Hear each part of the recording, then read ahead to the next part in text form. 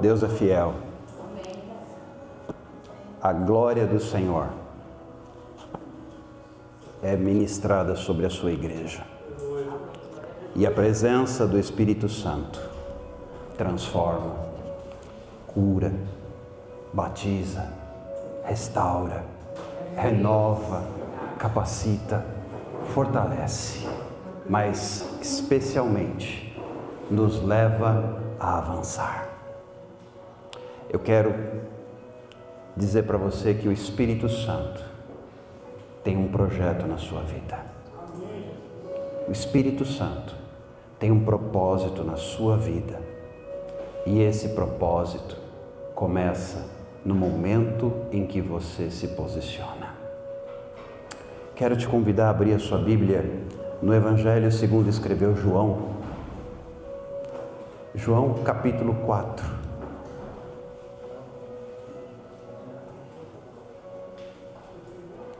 A partir do versículo 35. Eu estou na versão King James atualizada. João 4, a partir do versículo 35. Já encontraram? Não dizeis vós, ainda há 4 meses até a colheita? Eu, porém, vos afirmo, erguei os olhos e vede os campos, pois já estão brancos para a colheita. Aquele que ceifa recebe o seu salário e colhe fruto para a vida eterna, e assim se alegram juntos o semeador e o ceifeiro. Dessa forma é verdadeiro o ditado: um semeia e o outro colhe. Eu vos enviei para ceifar o que não plantastes. Outros realizaram o cultivo e vós usufruístes do labor deles. Quero pontuar aqui com você e vou te convidar a repetir comigo. Vai lá para o versículo 35, segunda parte do versículo. Fale comigo. Erguei os olhos e vede os campos, pois já estão brancos para a colheita. Agora vem comigo para o versículo 38. Eu vos enviei para ceifar o que não plantastes. Outros realizaram o cultivo. E vós usufruístes do labor deles. Pode tomar o seu assento. Sabe, queridos,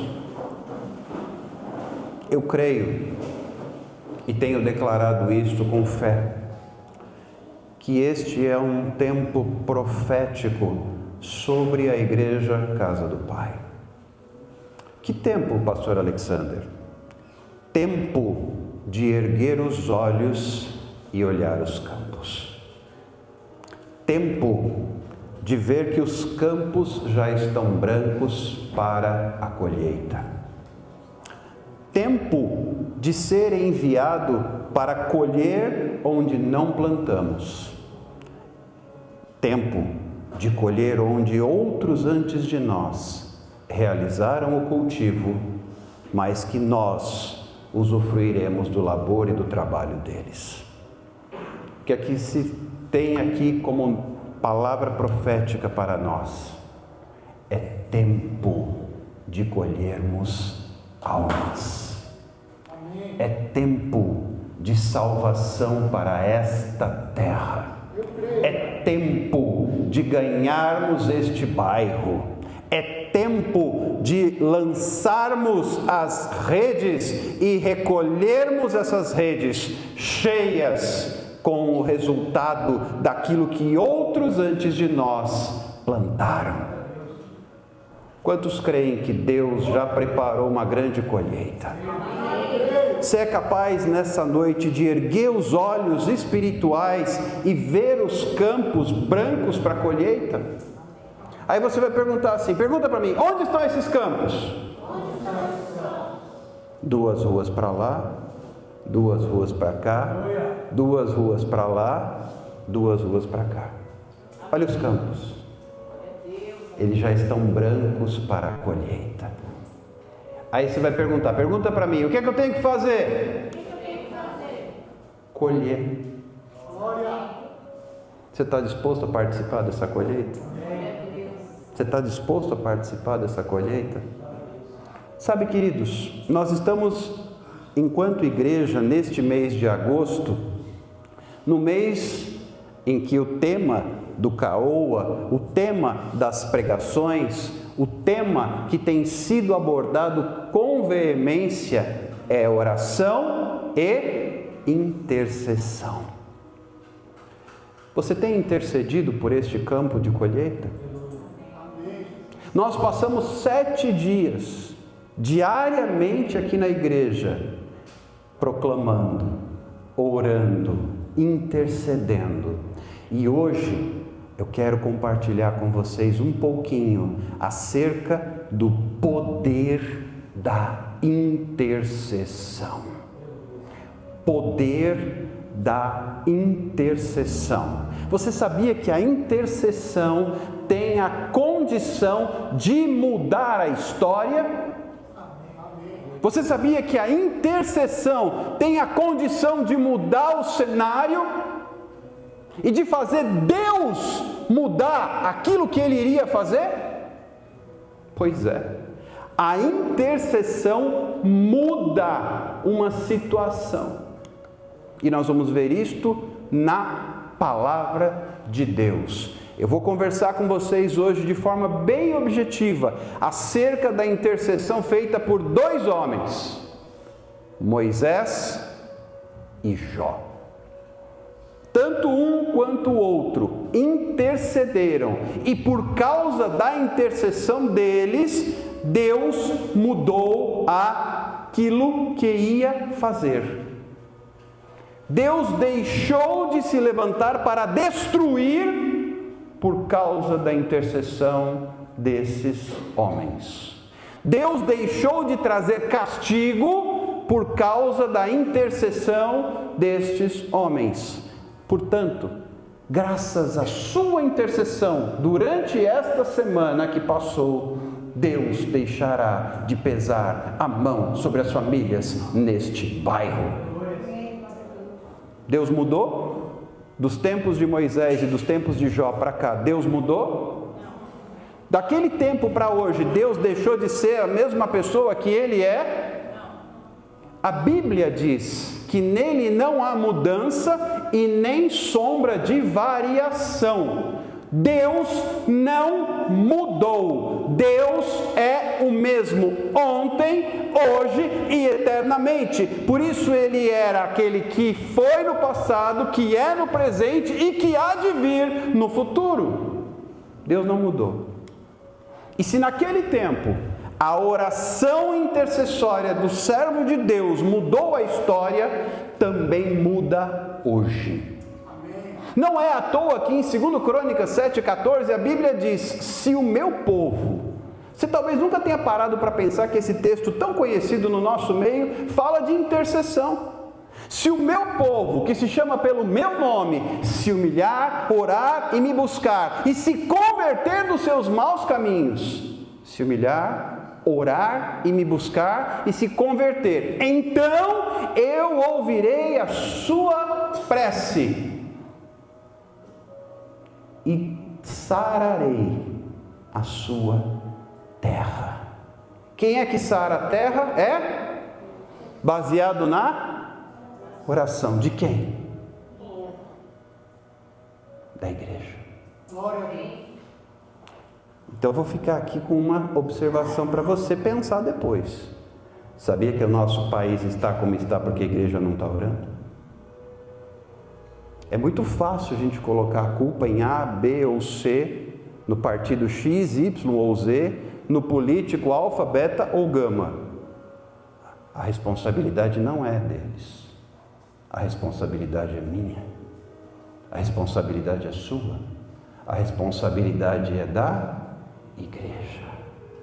Grava isso na tábua do seu coração. Quem sara a terra é o Senhor. E o que faz Deus sarar a terra é a oração de um intercessor. Se hoje vivemos como estamos, significa que a igreja tem orado pouco.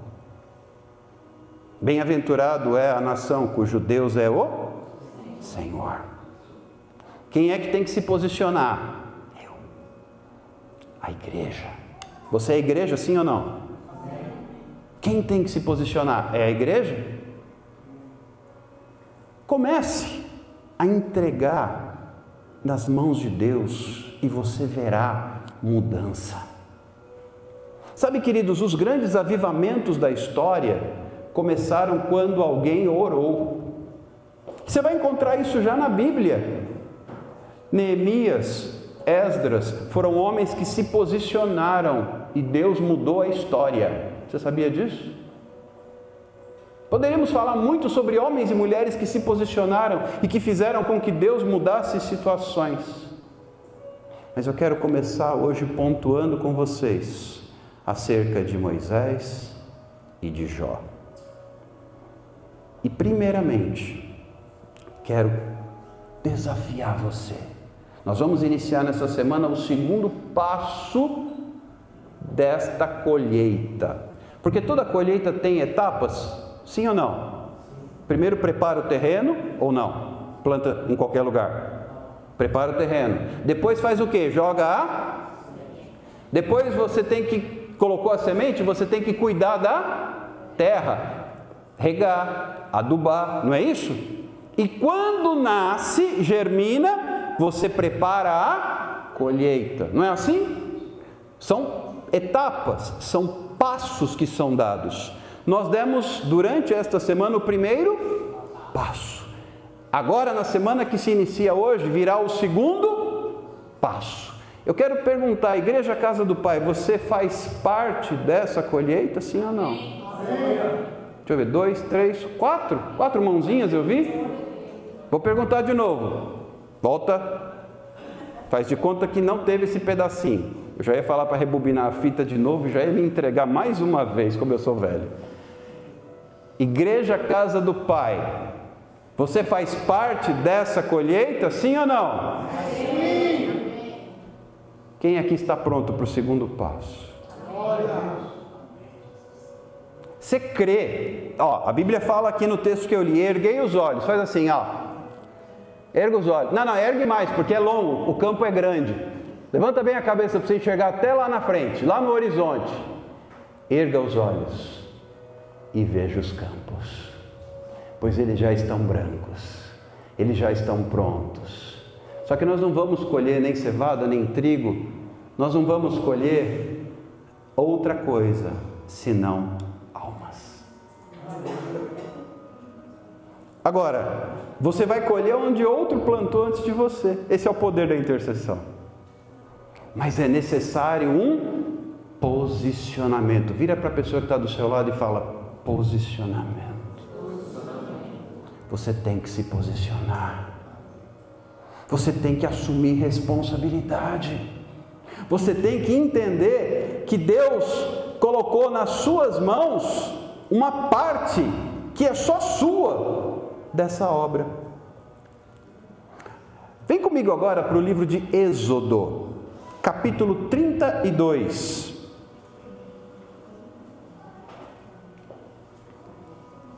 Êxodo, capítulo 32. Só para você entender o cenário, Deus estava brabo com o povo. Deus estava pelas tampas com o povo. E já estava a ponto de destruir o povo. Por causa da idolatria. Por causa de uma imagem de ouro. Aí se levanta um homem chamado Moisés. Versículo 11. Mas na verdade eu quero começar com vocês essa leitura a partir do versículo 9. Êxodo 32, versículo 9. Repito, eu estou na King James atualizada.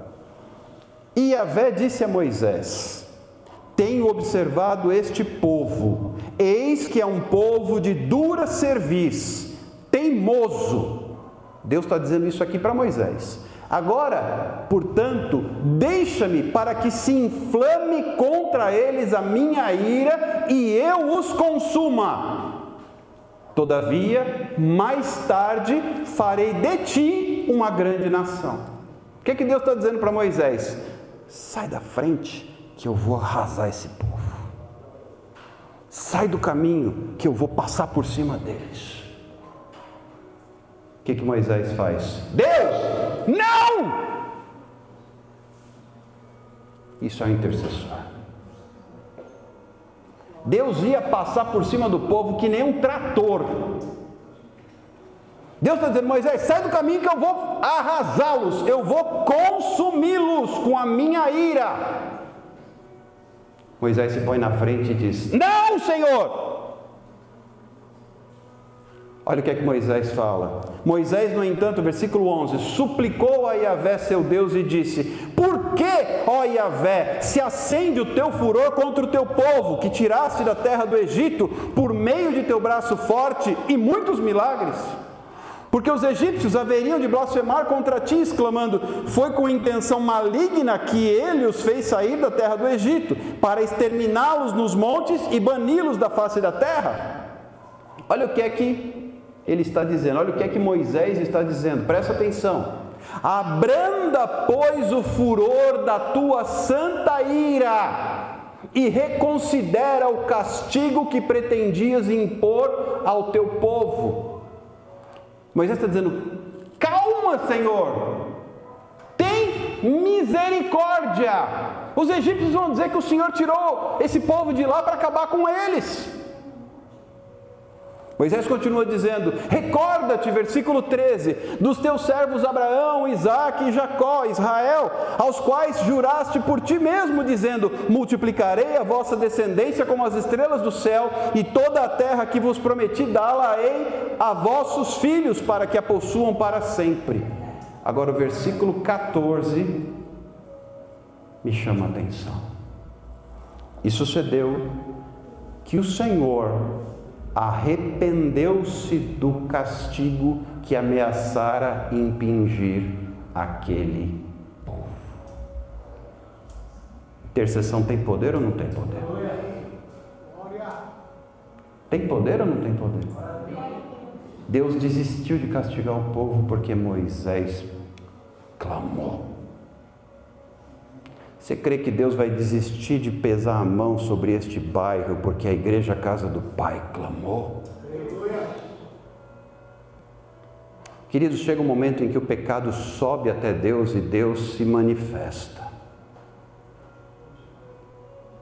Porém, quando a igreja clama, Deus se compadece. Sabe por que nós viemos aqui todos os dias esta semana? Para que Deus se compadecesse deste povo do Anhanguera. E quantos creem que Deus ouviu a nossa oração? Eu creio. 3, 4, só. Volta de novo, Sérgio, me ajuda, hoje vai ser vai e volta. Tentar outra vez. Quantos creem que Deus ouviu a nossa oração? Amém. Coração quebrantado e contrito, o Senhor não rejeita. Queridos, no mesmo capítulo 32 de Êxodo, eu não vou ler agora para a gente ganhar tempo, mas você vai lá para o versículo 32 depois, Moisés fala, Deus, risca o meu nome do livro. Olha que audácia de Moisés. Se o Senhor vai destruí-los, não, então risca o meu nome, ele se coloca na frente. Você consegue imaginar essa cena? Eu estou aqui gesticulando que é para você entender. Moisés fala, não! Ele se coloca na frente. Que audácia, né? Deus pronto para atropelar o povo, mas ele se põe na frente. Não, Senhor, é o teu povo. É o descendente de Jacó, a quem tu fizeste uma aliança. São os filhos de Abraão, Senhor, esses, aquele que o Senhor prometeu que iria manter para toda a vida. São o teu povo. Isso é intercessão. É você colocar o seu joelho, como nós fizemos aqui todos esses dias, e dizer: Senhor, não, não, não, chega! Não pese a mão sobre este bairro. Não destrua este lugar, Senhor, por causa do pecado. Isso é intercessão. Aleluia! É você dizer: tem misericórdia, Senhor. Eu vou me colocar na brecha. Eu não vou permitir que o inimigo seja a razão da destruição desse lugar. Senhor, aplaca a tua ira. Isso que Moisés fez. Vocês acham que isso funciona nos dias de hoje? Ou Deus é diferente, hoje Ele está mais moderno? O que você acha? Vamos para outro exemplo? Vem comigo para o livro de Jó. Jó capítulo 42. Sabe, queridos, nessa semana, a principal oração que eu fiz foi que Deus despertasse em nosso coração a paixão pelas almas, o desejo de se importar com elas. E é interessante a maneira como Deus se manifesta. E você sabe por que eu tenho muita certeza absoluta que Deus ouviu essa oração? Porque o capeta não ficou nada satisfeito. E eu não vou dar audiência para ele contando as coisas que aconteceram, mas começou a bater pesado na gente. Pelo menos para mim foi assim. Apanhei feio esses dias. Isso me dá tranquilidade de saber que nós estamos na direção certa. Pega na saúde, pega nos bens, pega até nos nossos animais. Ele vem com força, né, pastora Carol? O que isso significa? Que o inimigo não está nem um pouco satisfeito. Primeira noite que nós oramos aqui, Deus já deu uma visão de demônio saracoteando na rua aqui de trás. Vocês acham que os demônios estavam em festa ou eles estavam em revolta? Vocês acham que nós incomodamos o inferno ou ele está calminho? Nós incomodamos o inferno. E nós precisamos saber que o inimigo não vai soltar as almas fácil. Não vai ser facinho. Não vai. Mas, para aquele que tem a intercessão, ele tem autoridade. Aleluia, Cristo. Nós vamos marchar por este bairro com autoridade. E os demônios terão que recuar. Amém. Vem comigo. Esse texto aqui de Jó também me chama a atenção por alguns aspectos. Jó capítulo 42, versículo 7 e seguintes. Logo depois que o Senhor disse essas palavras a Jó, declarou também a Elifaz o temanita: eis que estou indignado contigo e com os teus 2 amigos, pois não falaste a verdade sobre a minha pessoa, como fez o meu servo Jó. Portanto, levai agora mesmo 7 novilhos e 7 carneiros ao meu servo Jó, e mediante eles oferecei um holocausto, sacrifício de elevação, totalmente queimado pelo vosso pecado. Presta atenção. O meu servo Jó intercederá por vós. Eu aceitarei a oração dele em vosso favor, e não vos retribuirei segundo a vossa culpa e falta de juízo, pois não falastes a verdade a meu respeito, como fez o meu servo Jó. Só para você entender um pouquinho, essa parte aqui da história de Jó não é tão conhecida. Normalmente se prega até o versículo 5 do capítulo 42 de Jó. Alguns até sabem de cor, versículo 2, bem sei que tudo podes, meu amado, nenhum dos teus planos pode ser frustrado. Muitos sabem de cor, versículo 5, antes eu te conhecia de ouvir, mas agora os meus olhos te contemplam. Mas parece que o capítulo para aí, isso não é verdade. Porque na continuação, aliás, se você ler os 42 capítulos do livro de Jó, você vai ver que a maior parte do livro são esses 3 cidadãos enchendo a paciência de Jó.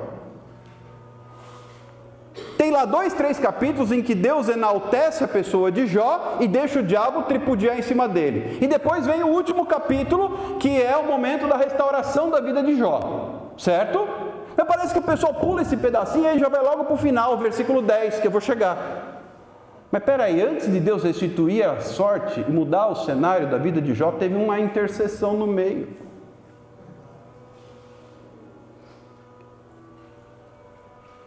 Deus não muda a sorte se não houver intercessão. Amém. Parece que o pessoal, quando prega as coisas, por isso que eu sou defensor da frase: não use texto fora de contexto como pretexto para mudar o texto. Não faça isso. Não pule etapas, porque para chegar na restituição, passa pela intercessão. Vira para a pessoa que do teu lado e diz assim: para chegar na restituição, passa pela intercessão.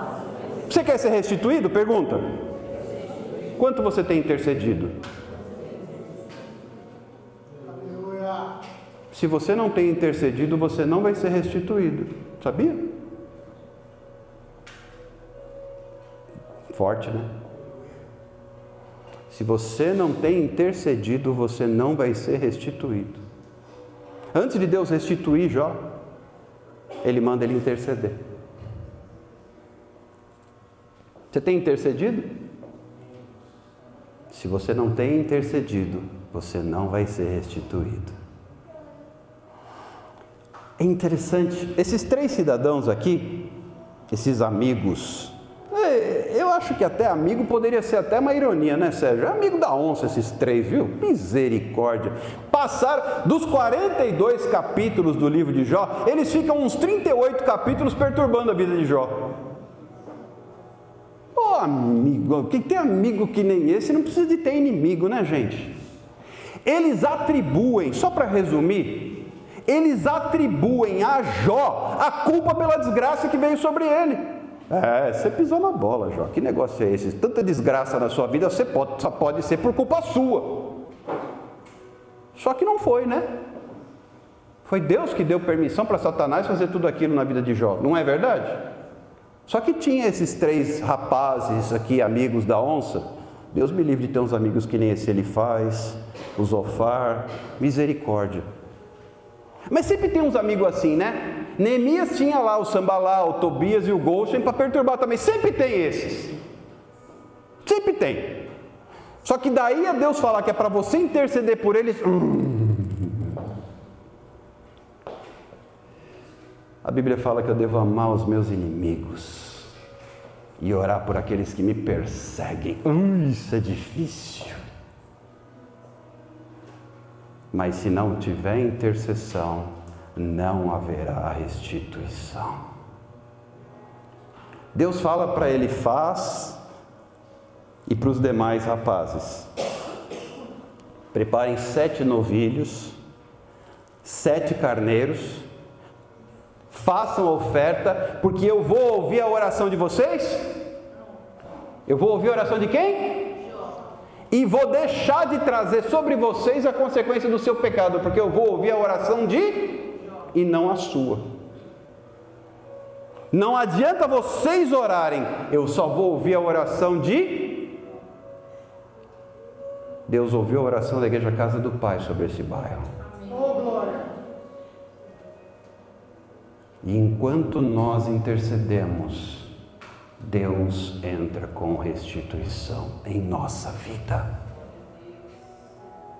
Enquanto nós nos colocamos na brecha. Você sabia de uma coisa? Eu preciso confessar a vocês. Deus ama quem se coloca na brecha. É tão interessante quando a gente vê Jesus crucificado, dizendo: Pai, perdoa-os, porque eles não sabem o que fazem. É tão interessante quando a gente vê Estevão sendo apedrejado e ele dizendo: perdoa-os, porque eles não sabem o que fazem. Vira para a pessoa que está do seu lado e diz assim: Deus ama quem se coloca na brecha. Você está disposto a se colocar na brecha por este bairro? Por pessoas que você talvez nem conheça, por pessoas que você nunca viu na sua vida. Você está disposto a se colocar na brecha? Deus ama quem se coloca na brecha.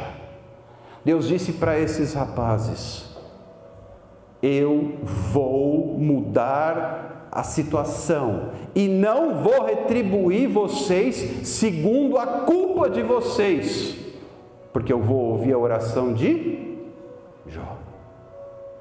Trazendo isso para nós, Deus vai ouvir a oração da igreja e trazer cura para este bairro. Deus vai ouvir a oração que foi feita neste lugar e mudar a situação dessa vizinhança. Você entendeu o poder da intercessão? Você entendeu o poder daquele que se coloca na brecha? Versículo 9. Então ele faz de Temã e seus amigos Bildade, de Suá e Zofar de Naamate, fizeram tudo quanto o Eterno lhes havia ordenado. E o Eterno aceitou o holocausto queimado por Jó e sua oração por seus amigos. Olha que interessante. Quem foi perdoado? Foi Jó? Quem foi perdoado? Esses três abençoados aqui, o Elifaz, o Bildade e o Zofar. Uns nomes bonitos para você colocar em filho. Elifaz, Bildade e Zofar. Deus perdoou o pecado de quem? Elifaz, Bildade e Zofar. Mas restituiu a quem? Você entendeu? Deus recebeu, Ele aceitou o holocausto e a oração. Versículo 10. E depois que Jó intercedeu pelos seus amigos, não foi antes. Eu acho tão interessante, eu já ouvi, sei lá, ao longo da minha vida, talvez uma centena de pregações sobre Jó 42:10. Só que em 99% delas não falaram esse detalhe. Que Deus restituiu depois que Ele intercedeu e não antes. Talvez você não seja restituído ainda porque você não intercedeu. Parou para pensar nisso? Ou as suas orações têm sido uma lista de compra de supermercado? Deus, eu preciso disso, daquilo para mim. Não é isso. Deus mudou a história de Jó quando ele clamou pelos seus amigos. Aleluia. E fez o quê? O Senhor o tornou novamente próspero e lhe concedeu em dobro tudo o que possuía antes. Mas, meus irmãos, não foi antes dele interceder. Isso existe também no tempo mais moderno. John Knox disse: dá-me a Escócia, senão eu morro. Ele clamou por uma nação, e sabe o que aconteceu? Veio um avivamento naquele lugar. Porque um homem clamou. Deus não precisa de muitos. Ele precisa de verdadeiros adoradores que o adorem em espírito e em verdade, porque são esses que o Pai procura. E se Ele procura é porque não são muitos. Só que eu tenho dito: Senhor, eu quero ser um deles. Faz mais de 30 anos, o pastor Adriano sabe disso, que nós temos clamado por essa cidade. Enquanto conselho de pastores, não é por nós, mas por essa terra. A verdade é que Deus mudou a história de Praia Grande. Quem conhece Praia Grande há mais de 30 anos sabe que a Praia Grande de hoje não é a terra dos farofeiros de ontem. E você acha que foi por quê? Por causa do prefeito? Não! Por causa dos vereadores? Não! Por causa do judiciário? Não! Foi porque a igreja orou. Aleluia! Eu tenho mais de 50 anos de Praia Grande. E eu sei que sempre houve neste lugar um povo clamando. Glória! E o resultado está aí. É uma das cidades que mais cresce no país. E que mais prospera. E por causa disso, é que nós continuamos orando. Aleluia! E por causa disso, 4 de outubro nós vamos marchar. Aleluia! Para quê? Para ficar bem na avenida? Não! Quem quer ficar bem na avenida é quem desfila no carnaval. Nós não.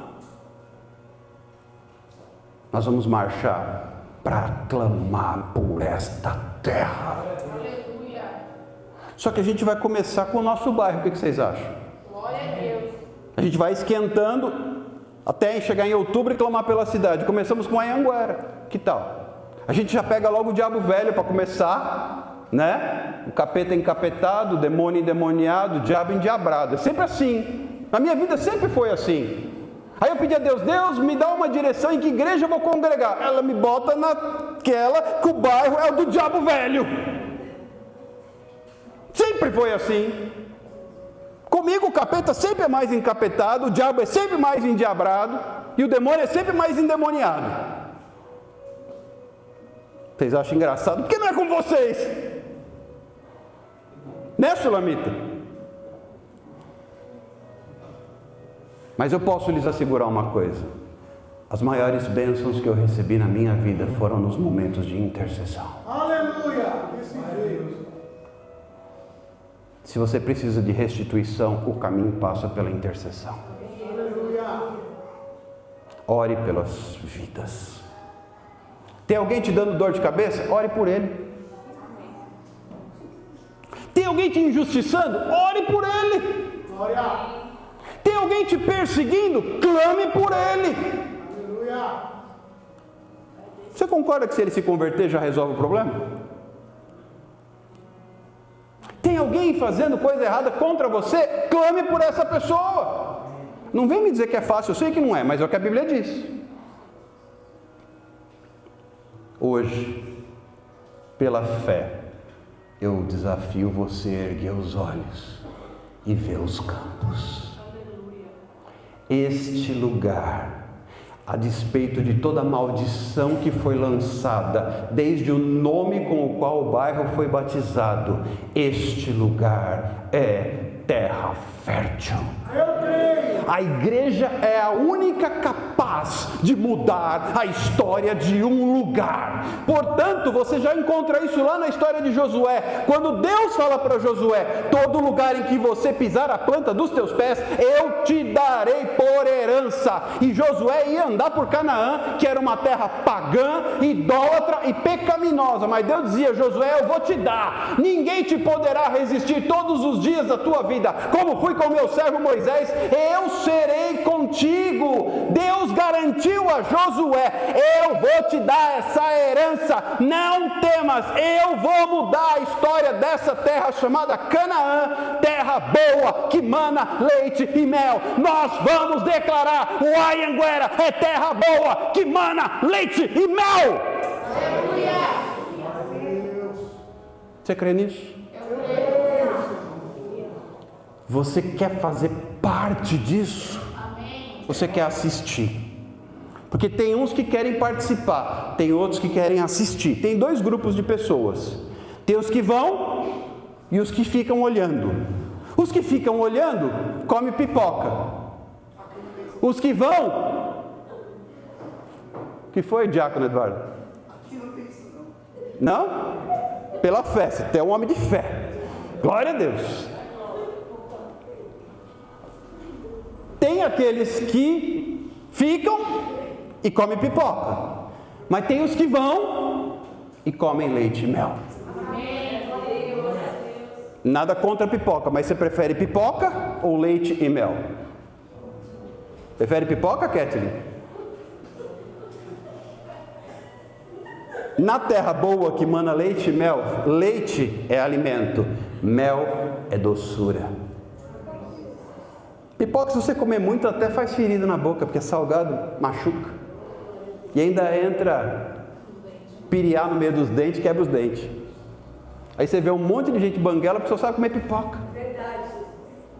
E Deus está dizendo, eu tenho terra boa que mana leite e mel para você. Eu prefiro a terra prometida do que ficar do lado de cá, do Jordão, comendo pipoca. Eu prefiro a terra prometida. Tem promessa de Deus nesse lugar. Aqui, neste bairro, é a nossa terra prometida. Porque foi aqui que Deus plantou essa igreja. Não foi em outro lugar. E quando a igreja pensou, cogitou, considerou, conjecturou ir para outro bairro, Deus falou, é aqui. A tua terra boa, que mana leite e mel, é aqui. Aí vem os espias e dizem, mas tem gigante aqui. Mas aqui tem cidades fortificadas, o capeta aqui é desse tamanho, o Senhor, ele é encapetado. O demônio aqui, Senhor, ele é feio, ele é endemoniado. Aqui é a tua terra boa. Aleluia. Que mana leite e mel. A Anhanguera é a nossa terra boa, que mana leite e mel.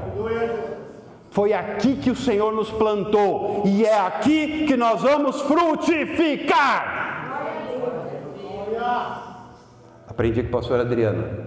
Já vou terminar. Funcionou, primeira vez, legal. Façamos como Caleb, que disse, eia, avante, possuamos a terra que o Senhor nos prometeu por herança. Essa semana é semana de olhar para o seu irmão e encorajá-lo, dizendo, eia, avante, possuamos a terra que o Senhor nos prometeu por herança. Porque sempre vai ter aqueles que vão olhar o gigante, que vão olhar as cidades fortificadas, perto dele nós somos como gafanhotos. Só que tem um detalhe, os espias medrosos não entraram na terra. Josué e Caleb, os únicos espias corajosos, com fé, tomaram posse.